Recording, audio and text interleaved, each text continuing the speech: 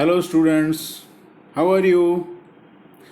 आज हम MSc third semester में एनएमआर स्पेक्ट्रोस्कोपी के अंतर्गत चुंबकीय तुल्य प्रोटॉनों के बारे में समझाएंगे। पहले परिभाषा बताते हैं। Today we will discuss about magnetically equivalent protons in NMR spectroscopy. इसका मतलब बता देते हैं। विभिन्न रासायनिक तुल्य प्रोटॉन चुंबकीय तुल्य तभी होते हैं जब इनके युग्मनांक अर्थात जे मान सभी अतुल्य प्रोटॉनों के साथ एक समान हो। That is the all chemically equivalent protons are also magnetically equivalent if the coupling coefficient of this proton with other protons which are non-equivalent are similar। इसको आगे और समझते हैं। उदाहरण के लिए ये इथाइल क्लोराइड हमने लिया है CH3 CH2 Cl। CH3 इस इथाइल क्लोराइड में मिथाइल के तीनों प्रोटॉन रासायनिक तुल्य के साथ साथ चुंबकीय तुल्य भी हैं। इन क्लोरोइथेन और इथाइल क्लोराइड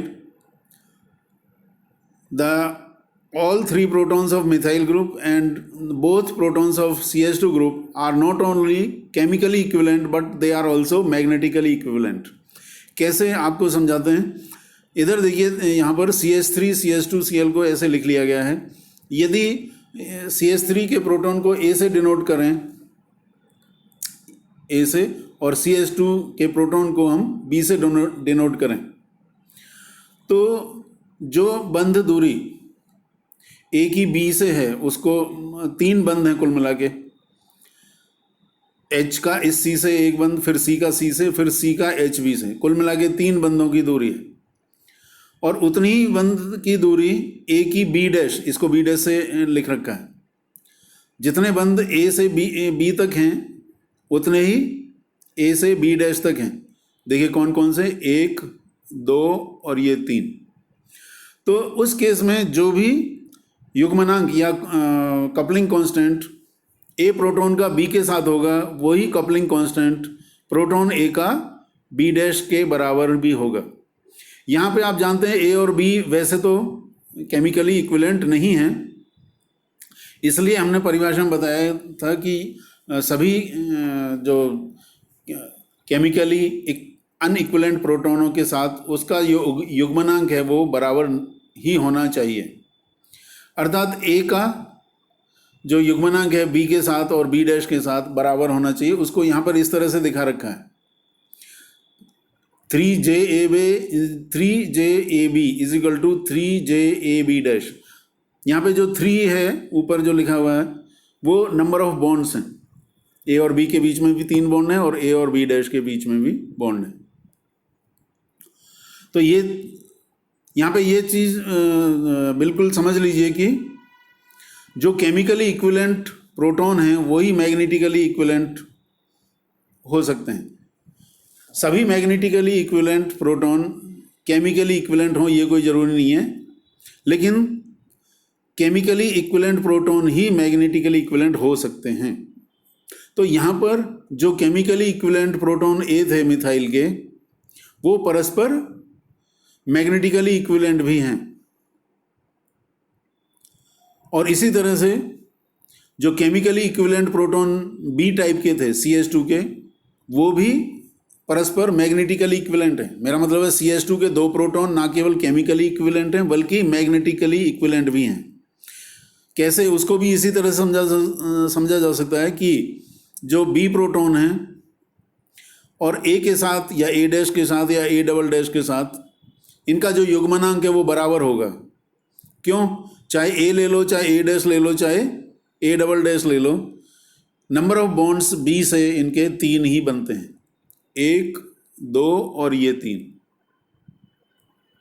चाहे ये ले लो, चाहे ये ले लो, चाहे ये ले लो, 3 ही बॉन्ड हैं। तो इसलिए जो प्रोटॉन B हैं वो भी आपके मैग्नेटिकली इक्विवेलेंट होंगे। यहाँ पे ये लिख रखा है 3JBA is equal to 3JBA dash. ये इसको A डैश लिख दिया है क्लियरिटी के लिए, और वही 3JBA डबल डैश बराबर होंगे। तो इसलिए ना केवल मिथाइल के 3 प्रोटॉन मैग्नेटिकली इक्विवेलेंट हैं, CH2 के 2 प्रोटॉन भी मैग्नेटिकली इक्विवेलेंट हैं। एक और एग्जांपल लेते हैं, इससे आपको क्लियर हो जाएगा कि केमिकली इक्विवेलेंट प्रोटॉन जरूरी नहीं है कि वो मैग्नेटिकली इक्विवेलेंट भी हों। लेकिन जैसे मैंने पहले बताया, ध्यान रखिए कि केवल केमिकली इक्विवेलेंट प्रोटॉन ही मैग्नेटिकली इक्विवेलेंट हो सकते हैं। यदि प्रोटॉन केमिकली इक्विवेलेंट नहीं है तो वो मैग्नेटिकली इक्विवेलेंट भी नहीं होंगे। यहाँ पर ये देखिए, ये बेंजीन का डेरिवेटिव है, X और Y दोनों परस्पर पैरा पोजीशन पर हैं। इसमें आप जानते हैं, ये पहले डिस्कस कर चुके हैं हम आपको, इसमें ये यदि हम X और इससे एक लाइन ऑफ एक्सिस खींचें तो आप देख सकते हैं कि B और B डैश और A और A डैश, ये वाले प्रोटॉन आपस में रासायनिक तुल्य हैं और A और A डैश वाले आपस में रासायनिक तुल्य हैं। अब हम आपको ये प्रूव कर सकते हैं कि A और A डैश भले ही रासायनिक तुल्य हैं लेकिन वो मैग्नेटिकली इक्विवेलेंट नहीं हैं। कैसे? हमारे पास 2 तरह के प्रोटॉन थे केमिकली, A और B टाइप से। यदि हम A और B के बीच का नंबर ऑफ बॉन्ड्स कैलकुलेट करें या देखें कि कितने बॉन्ड्स हैं, तो कुल मिला के 1, 2 और 3 होते हैं। फिर A और B डैश से भी यदि हम नंबर ऑफ बॉन्ड्स कैलकुलेट करें या फाइंड आउट करें तो वो 5 बनेंगे भी। 1, 2, 3, फिर 4 और ये 5। इसका मतलब ये है कि A का जो युग्मनांक या कपलिंग कांस्टेंट B के साथ बनेगा वो B डैश के साथ नहीं बनेगा। उसको यहाँ पे दिखा रखा है, ये 3JAB अलग होगा किससे? 5JAB डैश से। ये B डैश दूसरा प्रोटॉन था और उसमें क्योंकि नंबर ऑफ बॉन्ड्स टोटल 5 थे तो इसलिए उसको 5 सब सुपरस्क्रिप्ट में लिखा गया है। और 3 बंध से जो कपलिंग कांस्टेंट होगा उसकी वैल्यू ज़्यादा होगी, इसलिए 3JAB is greater then 5JAB dash.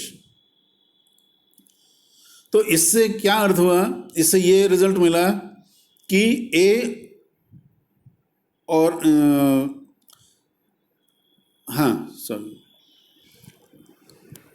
तो इससे ये हुआ कि B और B डैश प्रोटॉन चुंबकीय तुल्य नहीं होंगे, क्योंकि ये B और B डैश यदि मैग्नेटिकली इक्विवेलेंट होते तो जितना B का कपलिंग कांस्टेंट A के साथ आता उतना ही कपलिंग कांस्टेंट B डैश और A के बीच का होता। तो B और B डैश भले ही केमिकली इक्विवेलेंट हैं लेकिन वो मैग्नेटिक इक्विवेलेंट नहीं हैं। इसी तरह से हम कह सकते हैं कि A और A डैश भी केमिकली इक्विवेलेंट तो हैं लेकिन मैग्नेटिकली इक्विवेलेंट नहीं है। क्योंकि A का B के साथ जो कपलिंग कांस्टेंट है और A डैश का B के साथ जो कपलिंग कांस्टेंट है वो समान नहीं होगा। तो इस तरह का आप समझ सकते हैं कि केमिकल इक्विवेलेंट और मैग्नेटिक इक्विवेलेंट से क्या अर्थ होता है। नेक्स्ट टॉपिक हमारा है प्रोटॉन विनिमय अभिक्रिया तथा NMR spectrum, proton exchange reaction and NMR spectrum. ये इंपॉर्टेंट टॉपिक है। इसमें देखिए, यदि कोई प्रोटॉन विद्युत ऋणी तत्व जैसे नाइट्रोजन, ऑक्सीजन आदि से जुड़ा हो तो यह प्रोटॉन अन्य अणुओं के या विलायक के प्रोटॉनों के साथ विनिमय कर देता है। If a proton, that is hydrogen atom, is bonded to some electronegative atom such as nitrogen, oxygen, etc., then this proton can exchange between proton of a solvent molecule or some other molecule. It has been shown by the following reaction. इस रासायनिक अभिक्रिया से दिखाया जा रहा है। देखिए भाई, ROH एल्कोहल हो गया प्लस HOH ये वाटर हो गया सपोज। तो HOH के प्रोटॉन को B से लिखा हुआ है, ROH के प्रोटॉन को A से लिखा हुआ है। तो जल के प्रोटॉन जो B हैं वो A के साथ विनिमय होकर के ROH के साथ B दिखा दिया है और HOH के साथ अब A दिखा दिया है। ये प्रोटॉन एक्सचेंज हो जाता है। इसी तरह से यदि सांद्र हो या एनाइडस अल्कोहल हो तो ROH प्लस R-OH, ए के जो ए प्रोटॉन है उसको R से लिंक कर रखा है और B प्रोटॉन को R- से लिंक कर रखा है। तो हम देखेंगे कि ये विनिमय अभिक्रिया भी हो जाएगी, जिसमें उत्पाद के रूप में प्रोटॉन जो B है वो R से जुड़ा हुआ है उत्पाद में, और जो A है वो A प्रोटॉन है वो R- से जुड़ा हुआ है। ठीक है, इस प्रकार हम कह सकते हैं कि ऑक्सीजन से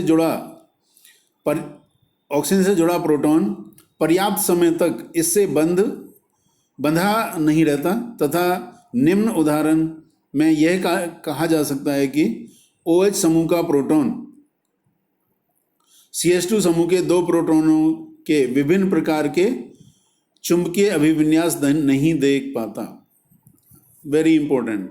अब जरा ये अभिक्रिया जो हमने लिखी है इससे हमें ये लग रहा है, we can say that the proton which is bonded to oxygen, that is this proton, it does not feel like it is bonded to oxygen atom of only one molecule, but it is transferred between the other molecules. So this proton does not see all the different orientations of the neighboring protons of carbon। जैसा कि पहले उदाहरण दिया था CH3CH2OH, हाँ निम्न उदाहरण, for example ये उदाहरण देखिए CH3CH2OH में OH का जो प्रोटॉन है C, जिसको C से लिखा गया है, ये ट्रिपलेट के रूप में मिलना चाहिए था, क्योंकि इससे समीपवर्ती कार्बन पर दो प्रोटॉन है जिनको हमने B से डिनोट कर रखा है। तो नॉर्मली ये माना जाता था कि ये OH का प्रोटॉन CH2 के निम्न प्रकार से विन्यास महसूस करना चाहिए। एक तो इस तरह का जिसमें दोनों ही प्रोटॉन लगाए गए फील्ड की दिशा में हैं, और दो संभावनाएं इस तरह की हैं जिसमें पहला प्रोटॉन अप है दूसरा डाउन है, या पहला डाउन है दूसरा अप है, और एक संभावना यह है जिसमें दोनों ही proton up field down field में हैं। तो इस तरह का विन्यास ये नहीं देख पाएगा, सी वाला महसूस नहीं करेगा इनफैक्ट। क्यों? क्योंकि ये विनिमय कर रहा है रूम टेम्परेचर पर ही। ये OH का प्रोटॉन दूसरे मॉलिक्यूल के साथ, चाहे वो विलायक का हो चाहे अल्कोहल का हो, उसके साथ विनिमय या एक्सचेंज कर देता है। तो उसे पर्याप्त समय ही नहीं मिल पाता कि वो CH2 के जो प्रोटॉन हैं उन पर लगे हुए मैग्नेटिक फील्ड हैं जो डिफरेंट मैग्नीट्यूड के हैं, उनको फील कर सके, महसूस कर सके।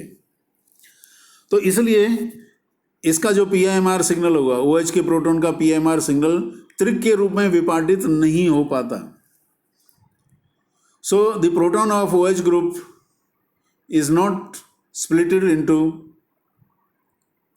3 parts as was suggested earlier, और इसलिए CH3CH2OH का PMR सिग्नल इस प्रकार से प्राप्त होगा। OH का जो PMR सिग्नल है, देखिए ये डाउन फील्ड होगा काफ़ी, 5.37 ppm पर दिखा रखा है, क्योंकि ये डीशिल्डेड है, वो ऑक्सीजन विद्युत ऋणीय है इसकी वजह से।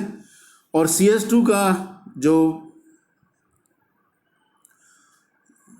CH2 के जो प्रोटॉन थे वो समीपवर्ती CH3 के 3 प्रोटॉनों की वजह से केवल क्वार्टेट में ही मिल रहे हैं, दिख रहे हैं, 1:3:3:1 के क्वार्टेट में स्प्लिट हो गए हैं।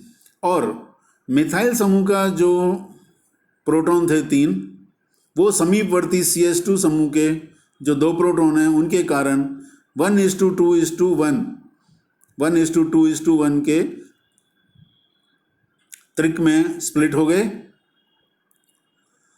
तो ये हम कहना चाह रहे थे। अम्लीय माध्यम में CH3CH2 का स्पेक्ट्रम ये इस तरह से मिलेगा। अम्लीय माध्यम का मतलब है कि उसमें H+ आयन है, वाटर में भी H+ आयन होते हैं, कम होते हैं। तो वो H+ आयन अम्लीय का या वाटर का वो अल्कोहल के OH के प्रोटॉन के साथ विनिमय कर देता है। तो इसलिए CH2 में एक सिंगलेट ही OH समूह में एक सिंगलेट ही मिली थी। CH2 में एक क्वार्टेट मिली है CH3 के 3 प्रोटोनों की वजह से, और CH3 समूह के 3 प्रोटोनों से आपको ट्रिपलेट मिल रहा है। ताप बढ़ाने पर यह विनिमय जो है उसकी रेट बढ़ जाती है। The rate of exchange increases with increase in temperature. यदि शुद्ध CH3 CH2OH का PMR सिग्नल कम ताप पर लिया जाए तो प्रोटॉन विनिमय कम हो जाता है।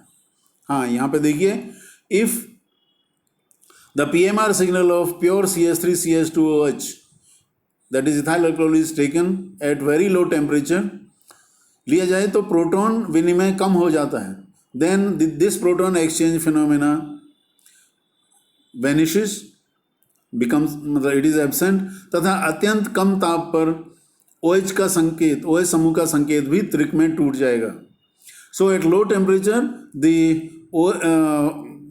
OH signal will also be split into 3 parts, जबकि CH2 समूह का PMR संकेत कुल मिला के 3+1 इंटू 1+1 दैट इज 8 भागों में विभाजित हो जाएगा। जो CH2 समूह का जो है, क्योंकि अब तो इसके पास जब हम विनिमय नहीं करना होने दे रहे हैं, प्रोटॉन एक्सचेंज नहीं हो रहा है, तो क्या होगा इस CH2 के लिए, एक तो ये है स्प्लिट करने के लिए नियर बाई है प्रोटॉन, और एक 3 ये हैं, तो कुल मिला के 3 और 1 4 हो गए। तो यहाँ पे 5 की बजाय हमने 8 इसलिए बताई हैं कि क्योंकि N+ वाला फॉर्मूला तभी लागू होता है जब N एक जैसे हों। यहाँ पर 3 प्रोटॉन अलग हैं, उसकी वजह से क्वार्टेट, और 1 प्रोटॉन अलग है OH का, जिसकी वजह से ड्यूप्लेट। तो 4 × 2 अर्थात 8 भागों में टूटेगा अब ये CH2 का। तो इस तरह से इसका मिलेगा जो NMR सिग्नल है। देखिए, ये OH का जो है ये समीपवर्ती CH2 की वजह से 3 समूह में टूट गया है, और CH2 का जो सिग्नल है ये 1 प्रोटॉन OH का है और 3 प्रोटॉन CH3 के हैं, उसकी वजह से ये ऑक्टेट में टूट गया। हालांकि 8 भाग हमें मिलते नहीं हैं ढंग से, तो इसको मल्टीप्लेट भी बोल देते हैं, बहुक भी बोलते हैं। भले ही इसमें 5 मिले, अब 6 मिले या 7 मिले या 8 ही मिल जाएं, ज़रूरी नहीं है 8 मिले। और जो CH3 का है वो तो अभी ट्रिपलेट में ही मिलेगा आपको, क्योंकि उसके समीपवर्ती तो केवल और केवल 2 ही प्रोटॉन थे भाई CH2 के। तो इसलिए इस तरह का आपको फाइन स्पेक्ट्रम मिलेगा लो टेम्परेचर पर यदि लिए जाए। तो इस घटना को प्रोटॉन एक्सचेंज कहते हैं। That's it. और आज के लिए लास्ट टॉपिक है प्रथम कोटि NMR स्पेक्ट्रम। इसमें कुछ नया नहीं है, कि पहले ही डिस्कस कर चुके हैं। First order NMR spectrum, what does it mean? जब NMR स्पेक्ट्रम में केमिकल शिफ्ट अर्थात डेल्टा के मान युग्मनांक J की अपेक्षा अधिक हों तो इस NMR स्पेक्ट्रम का अध्ययन सरल होता है, अर्थात delta by J is greater than और इक्वल टू 10, है ना भाई। तो इस स्पेक्ट्रम को ही हम फर्स्ट ऑर्डर NMR स्पेक्ट्रम कहते हैं। First order spectrum is defined as the spectrum in which the chemical shift delta value is much higher than J value, that is coupling constant, और we can say the delta upon J is greater than और equal to 10। हाँ, the units of delta and J should be same, either they should be hertz or whatever. And this spectrum is relatively simple. In NMR spectrum का अध्ययन number of peaks व इनकी आपेक्षिक तीव्रता तथा delta मान से किया जा सकता है। The analysis of these NMR spectrum can be done easily by knowing the number of peaks and also their delta values, and also the relative intensity of the various pigments. So we can easily analyze these spectrum. परंतु यदि delta upon J की value 10 से कम है, अर्थात delta और J में ज़्यादा अंतर नहीं है, तो NMR स्पेक्ट्रम का अध्ययन जटिल हो जाता है। इसे सेकेंड ऑर्डर स्पेक्ट्रम कहते हैं। But if delta and J are approximately equal और इक्विलेंट, और delta by J is less than 10, then this spectrum becomes a complex spectrum and it is called second order NMR spectrum. तो उसको simplify करने के लिए हम क्या करते हैं कि अप्लाइड फील्ड को बढ़ा देते हैं। देखिए वही लिख रखा है, परंतु अनुप्रयुक्त चुंबकीय क्षेत्र या विकिरण आवृत्ति बढ़ाने पर डेल्टा का परम मान तो बढ़ जाता है, परंतु जे का मान वही रहता है। जैसा कि पिछले लेसन में हमने आपको बताया था कि हमने किसी दो सिग्नल या एक ही सिग्नल के दो भागों में कैसे अंतर करें, तो उसी का लॉजिक है ये। उसमें यही बताया था कि यदि अप्लाइड फील्ड या अप्लाइड फ्रीक्वेंसी को बढ़ा दिया जाए तो जे की वैल्यू तो वही रहती है, लेकिन डेल्टा का मान बढ़ जाता है। तो उसी को यहाँ पे किया गया है यूज़, कि अनुप्रयुक्त चुंबकीय क्षेत्र या विकिरण आवृत्ति को बढ़ा दिया जाए तो डेल्टा का मान तो बढ़ जाएगा, परंतु जे का मान वही रहता है। इफ अप्लाइड फील्ड और the frequency of the radiation is increased, then delta value, that is the chemical shift, will increase proportionately, but J will be same, coupling constant will be same. That means your chemical shift will become greater than coupling constant J, and the analysis of this spectrum will become simple. अर्थात अब delta का मान जे से अधिक हो जाने पर इस स्पेक्ट्रम का अध्ययन अब सरल हो जाएगा। इस प्रकार उच्च आवृत्ति या चुंबकीय क्षेत्र प्रयुक्त करने पर डेल्टा अपॉन जे का मान 10 से अधिक हो जाता है।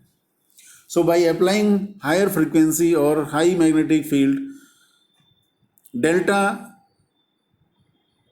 Delta value becomes much more than coupling constant by a factor of 10। इस प्रकार यह द्वितीय कोटि का स्पेक्ट्रम प्रथम कोटि स्पेक्ट्रम में परिवर्तित हो जाता है।